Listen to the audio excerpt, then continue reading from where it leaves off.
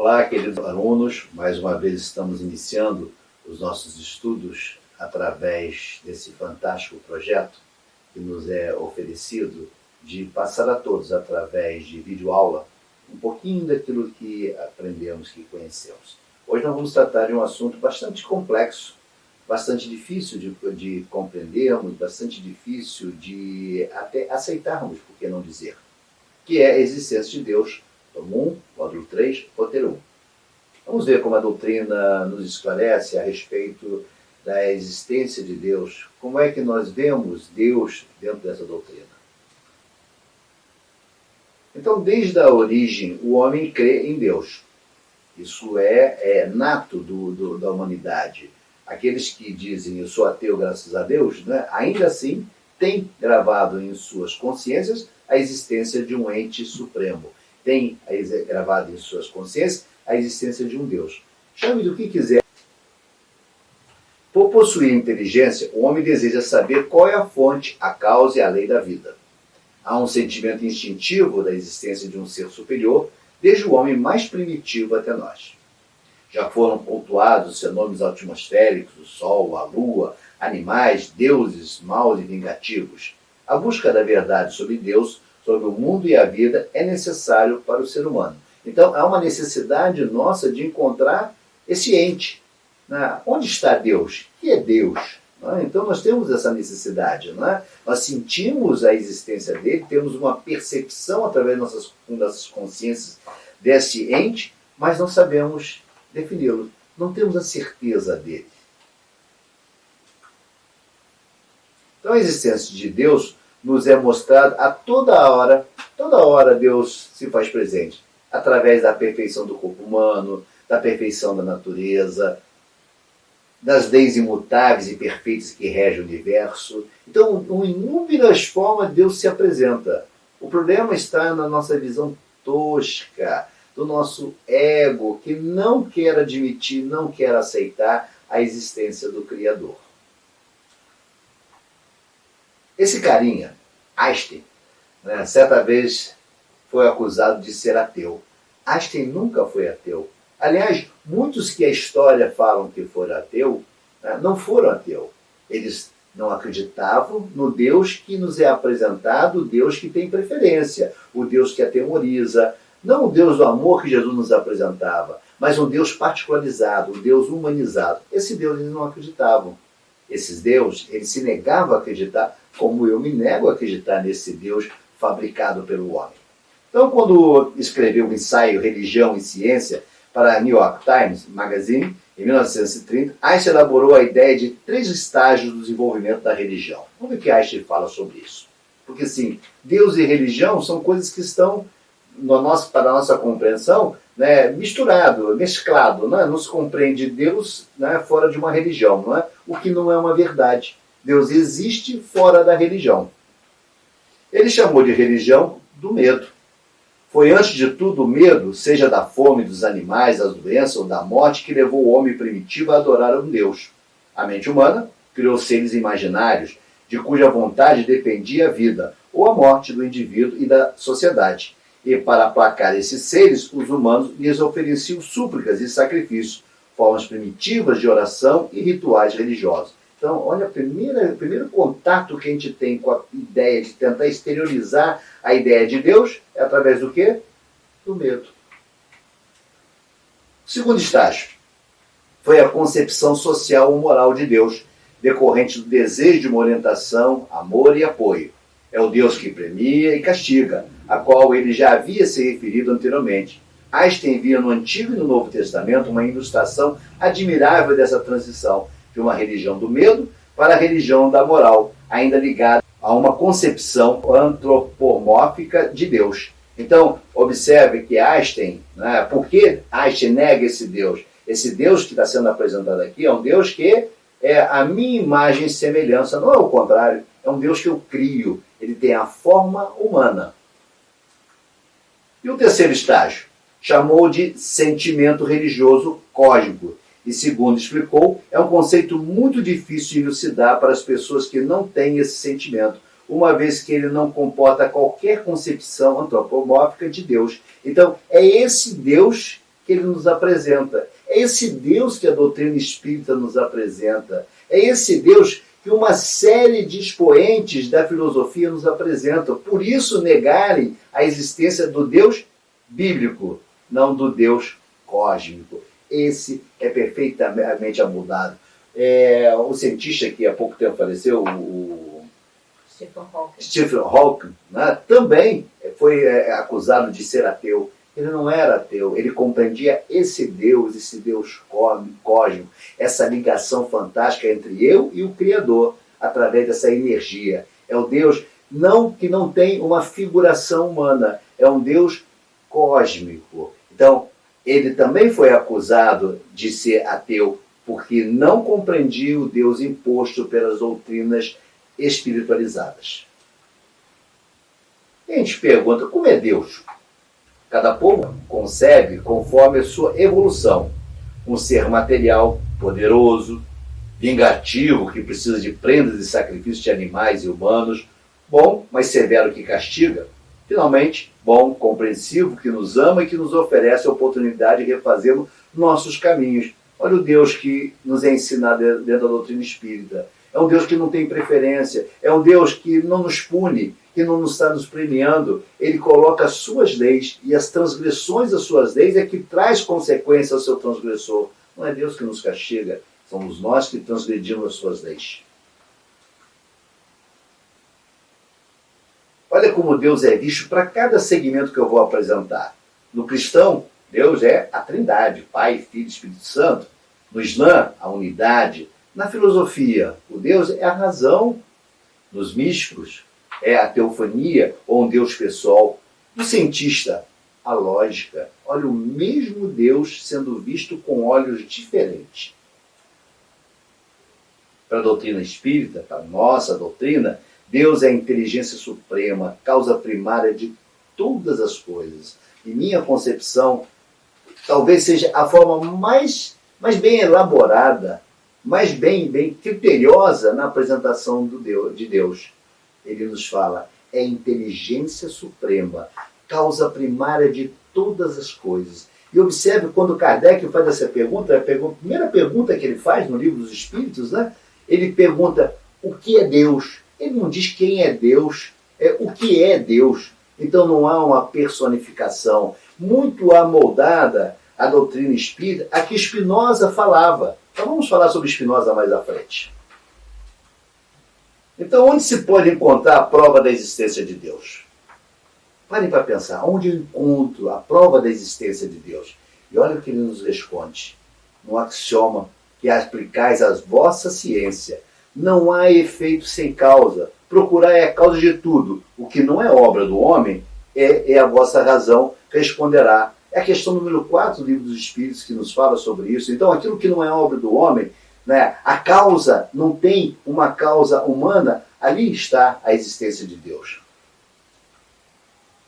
E olha que esse fantástico homem, aliás, foi condenado pelo judaísmo, né? Foi excomungado, né? Tem um nome específico, mas da frente nós vamos falar sobre isso. Ele tem um nome específico e que ele foi excomungado por mostrar, talvez na minha concepção, alguém, um filósofo que melhor apresentou a concepção de Deus. Leiam as obras de Spinoza, leiam Ética, em que ele vai nos apresentar um Deus, o Deus que devemos crer, e não o Deus fabricado, não o Deus desenhado, não o Deus com todas as alegorias que nos são apresentadas, aquele velhinho barbudo, cheio de raio, que atinge, que faz mal, que dá preferência, eu gosto mais de você, eu não gosto de você, então eu te castigo. Não, ele mostra com sobriedade o Deus que devemos crer. E olha o que ele nos diz, Deus é a alma do universo. E o universo é o corpo de Deus. Pare para pensar nisso que Spinoza está nos dizendo e veja a magnitude do que ele está nos colocando. Muito amoldado o que a doutrina nos fala. Então, Spinoza, um dos grandes racionalistas e filósofos, foi punido com Schering, né? O equivalente em hebraico à excomunhão católica, pelos seus postulados a respeito de Deus em sua obra, defendendo que Deus é o mecanismo imanente da natureza. E a Bíblia, uma obra metafórica alegórica que não pede leitura racional e que não exprime a verdade sobre Deus. Claro que ele seria punido, é claro que ele seria excomungado por qualquer religião, inclusive, pasme, a nossa querida doutrina. Se ele defendesse uma ideia dessa, se não houvesse uma compreensão de todos nós, como Deus é apresentado, é claro que ele foi punido, porque ele diz que a Bíblia é nada mais do que alegorias, que se lida de uma leitura, que não lido racionalmente, que não pede uma leitura racional, não exprime uma verdade. É mais um conto de fada. É isso que ele está nos dizendo. Olha o nosso amigo Sócrates nos falando sobre Deus, conheça-te a ti mesmo. Essa palavra encerra uma nova crença, a de que a natureza humana é capaz de chegar a Deus sem dogma, autoridade ou medo. A jornada interna é uma viagem a pé e Deus torna-se o seu destino final. O autoconhecimento completo, a realidade é a luz, e a luz só pode ser encontrada em nós mesmos. Essa sabedoria não pode ser aprendida, precisa transformar-se nela. Olha ele nos mostrando, olha Sócrates nos mostrando o caminho que se chega a Deus. Ele não nos explica Deus, ele não tem como definir Deus. Não há como definir Deus, nós veremos em aulas mais à frente sobre a questão da definição de Deus, ou como saber, como dissecar Deus. Né? Vamos ver que é impossível para o homem fazer essa compreensão, mas ele nos diz o caminho que nos leva a Deus, o caminho da nossa transformação, de nossa iluminação. Giordano Bruno também fala que o verdadeiro objetivo da vida deveria ser a iluminação, a verdadeira moralidade, a prática da justiça. E aí, corroborando com ele, Rumi fala que o caminho da devoção, como todos os caminhos profundos, está relacionado à ideia de transformação, e não a barganhas com um Deus invisível. A meta continua sendo a unidade da consciência. Contudo, em vez de examinar os obstáculos que existem em nossa consciência, que é o caminho da contemplação, ou separar o real do irreal por meio do foco intelectual, que é o caminho do conhecimento, a devoção é um caso de amor que consome tudo. Um outro a nos falar sobre Deus, Shankara, né? Acreditar neste mundo é como um homem que, no escuro, tropeça em uma corda enrolada. Incapaz de ver com clareza, ele grita, cobra, cobra, até todo o vilarejo despertar assustado e sem direção. Direção corre, até que um homem traz a tocha e diz, vejam, é apenas uma corda. É assim que a deusa Maia, ou seja, a deusa das ilusões, né? Assim, somente o homem que traz a luz sabe o que é real e o que não é real. O que ele está nos dizendo? Para que não tenhamos ilusões de compreender Deus naquilo que não compreendemos. E se não compreendemos, não criemos história, não criemos ilusões, não criemos fantasias. A fé dos ignorantes é uma trapaça. Pagam por ela, comem, diz ser doce. Mas qual o nutriente dela? Nenhum. Quanto sofrimento eles evitam? Muito pouco. Por outro lado, a fé do sábio é pura doçura e alimenta a alma. Como? Levando onde a fé deve ir. Fé é outra palavra para esperança. Temos fé em que Deus é verdade, porque é a nossa mais profunda esperança. Então perguntarão, o que é necessário para alcançar Deus? Duas coisas, conhecimento e experiência. Enquanto o homem estiver sujeito à dor, o medo o governará. Então, olha o que essa doutrina nos oferece. Ela nos dá a oportunidade, através do conhecimento, de conhecer Deus. É só desse caminho que chegaremos a Deus. Não existe outra forma. Não adianta ficarmos falando sobre Deus aqui infinitamente se não mergulharmos no profundo conhecimento à procura do Criador, nessa transformação que nos é falada. Não adianta, você não pode falar a Deus tendo imperfeição. Você não pode falar a Deus com uma série de precariedades morais, porque Deus é a inteligência suprema e não há como o homem chegar a essa inteligência suprema com suas imperfeições. Um outro que nos fala sobre Deus, Deepak Chopra, é um médico indiano, chamado de poeta e profeta das medicinas alternativas. E olha o que ele fala. O caminho da devoção, como todos os caminhos profundos, está relacionada à ideia de uma transformação e não a barganhas como um Deus invisível. A meta continua sendo a unidade de consciência. Contudo, em vez de examinar os obstáculos que existem em nossas consciências, que é o caminho da contemplação, ou a separar o real do irreal por meio do foco intelectual, que é o caminho do conhecimento, a devoção é um caso de amor que consome tudo. Eu e Pai somos um. Ou seja, a partir do momento que eu venço todas as barreiras do medo, que eu venço todas as barreiras da incompreensão das dores, eu passo a ter essa ligação com o Pai, como o Mestre Jesus teve, eu me torno um. Eu e o Pai somos um. Ou seja, já não há uma simbiose perfeita entre o Criado e o Criador. Há um caso de amor eterno entre o Criado e o Criador. E aí sim você compreenderá Deus em sua magnitude, compreenderá Deus em toda a sua extensão, quando houver essa perfeita harmonia entre o Criado e o Criador. Ao longo da evolução de Deus, as pessoas anseiam por transformação. Cada religião se assemelha a um programa de treinamento para trocar a concha da mortalidade pelo manto reluzente da imortalidade. Quando as religiões insistem que apenas um programa de treinamento funciona, a imortalidade se perde no meio ao dogma. Mas cada místico que afirma a sua transformação nos dá esperança. Novamente, essa é Juliana Norris, que nos fala sobre essa percepção de Deus. Não é através das religiões, não são através dos dogmas que chegaremos a Deus. É preciso haver necessariamente a nossa transformação. A religião pode ser o caminho, mas se não ocorrer a transformação, não adianta você ficar nos templos, como eu digo em salas de aula, não adianta ficar ajoelhado falando ao Pai. No máximo você vai arrumar uma luxação. É o máximo que você vai arrumar. Você não conseguirá essa ligação com o Pai, porque você não atingiu a busca dessa transformação, você não encontrou o caminho da transformação. Logo, se eu não me transformo, eu não posso ter o contato com o Criador, eu não tenho como me ligar ao Criador. Aliás, abre-se um parênteses, uma palavra muito, muito equivocada, um grande erro de tradução, é a palavra fé. Todos acham que fé é o quê?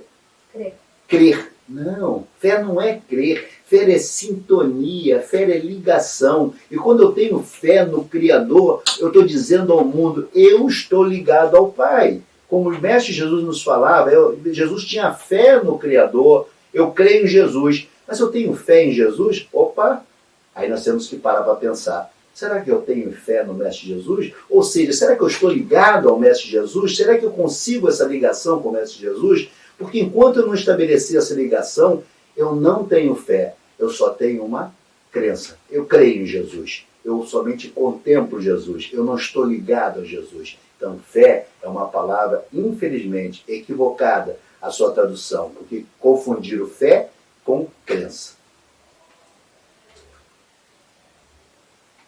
Um outro fantástico ser que soube definir Deus e acabou na fogueira, né?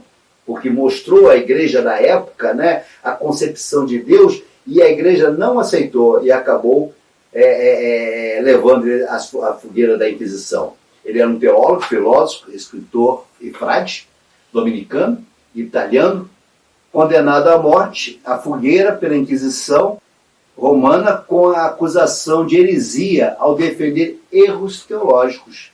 Olha que Giordano Bruno nos fala.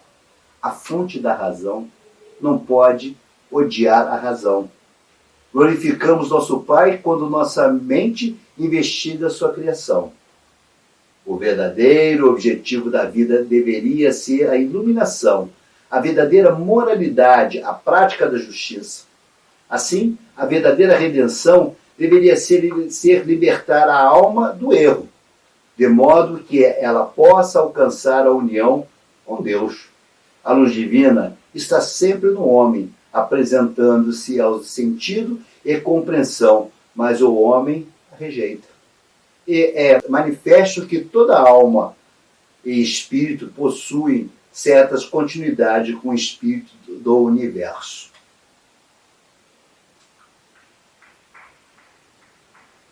Para Giordano Bruno, a natureza é um campo de luz que emana da cabeça de Deus, não dependendo de fé, e sim de mente para ver esta afirmação. Ele defende que a mente humana é a parte da mente de Deus. Até hoje, temos dificuldade em entender se a espiritualidade é compatível com a razão.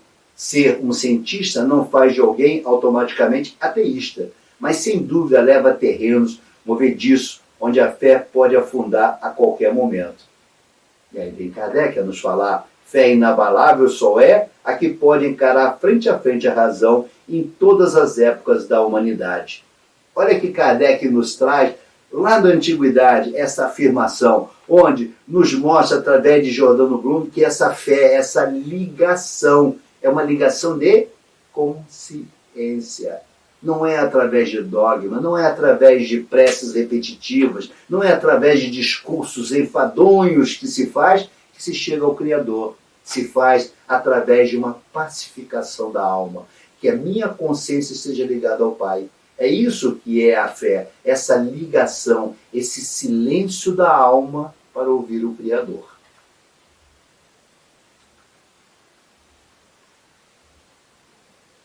E um outro também, que também confronta e nos mostra um Deus, é Einstein versus Tagore. Para Einstein, a ciência sem religião é manca, e a religião sem ciência é cega. Para Tagore, amor não é um mero impulso, precisa conter verdade, que é a lei. Para os cientistas, verdade e lei são abstrações incompreendidas, mas ambas sustentam que Deus era um mistério para além de qualquer entendimento. Para Tagore, esse mistério era interno, envolto no mistério do coração humano. Para Einstein, era o externo e se manifestava no limiar do universo conhecido, concordando que não era possível provar o mundo material existente. Então, olha essas duas figuras apresentando Deus de formas quase que semelhantes, né? Quase que semelhantes. Cada um de uma visão, um cientista e um outro religioso. E aí vem esse carinha. Olha que esse carinha fala, fantástico, e é o Deus que eu defendo, e eu espero que é o Deus que vocês venham a compreender também. Ele diz: eu acredito no Deus que criou os homens e não no Deus que os homens criaram. Esse é o Deus que a doutrina nos apresenta, esse é o Deus que o Cristo nos apresentou, esse é o Deus defendido por tantos nomes que apresentei aqui, religioso, cientista. Esse é o verdadeiro Deus que devemos seguir. É um Deus que não tem preferência, é um Deus que nos criou e não o Deus que eu criei. Não é o Deus que eu me ajoelho para pedir alguma coisa a Ele, para que faça um bem ou mal a alguém que, por alguma razão, é meu desafeto. Esse Deus é uma criação humana, não faz parte do cenário da nossa infantilidade, das nossas ilusões, de nossas imaturidades. Viver sem a crença num ser superior é negar a obra da criação, omitir o evidente, o real, alimentar nosso orgulho, permanecer no estado de ignorância, negar a realidade, pois tudo o visível e o invisível nos mostra a sua existência. Não há como negar a existência de Deus. Veremos uma outra aula mais à frente que vamos falar sobre a prova da existência de Deus. Não há como negar a existência de Deus. Eu posso até não ter mecanismos para definir Deus, mas a sua existência, ela é premente em minha alma. O amor de Deus é sentido por todos nós. O amor é uma abstração em que nós humanos, todos nós sem exceção, inclusive os ateus, graças a Deus, percebe e sente a existência do Criador.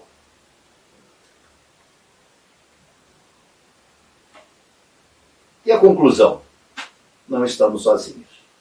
Deus, Brahma, ou a mente universal, qualquer que seja o nome atribuído, nos permeia.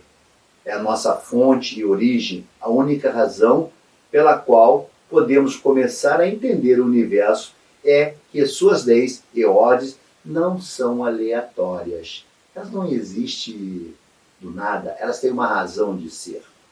Cada átomo se encaixa em esquema ordeiro por natureza, inteligente, amoroso e onisciente. Nada é o acaso não existe. Não tem como existir o acaso. Existe uma mente inteligente a coordenar todo esse universo. Assim buscou entender e nos ensinar Buda, Jesus, Lao Tse, Zoroastra, Platão, Rumi e todos os outros buscadores espirituais. Para todos eles, a mente humana reflete a mente divina. O divino fala silenciosamente entre as vozes barulhentas, e o milagre é que alguém, em algum lugar, ainda deseja ouvir. Ou seja, silenciamos as vozes de nossa alma para ouvir a voz do Criador, e aí nós perceberemos o Criador. É assim que se chega a Deus. Deus nos fala o tempo todo, constantemente, Ele se apresenta. O problema é que nós somos muito barulhentos, as nossas mentes não silenciam, por isso não chegamos a Deus. Façam como esses grandes mestres, como o mestre Jesus, vá para o seu deserto, vai encontrar Deus, e ali você encontrará o Criador.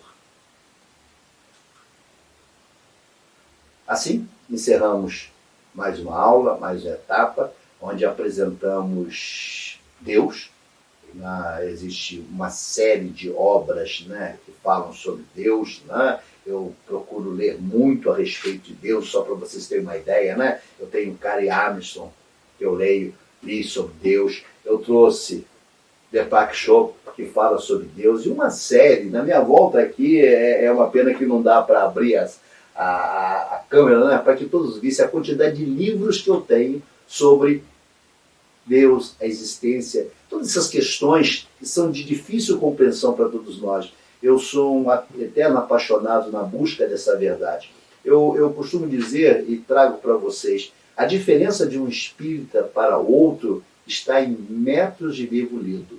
E tenham a certeza, quanto mais vocês lerem, quanto mais vocês mergulharem nesse universo de pesquisa, mais vocês descobrirão que estão longe da verdade. Fiquem em paz e que o Mestre Jesus e Deus, em sua sapiência, abençoe a todos nós.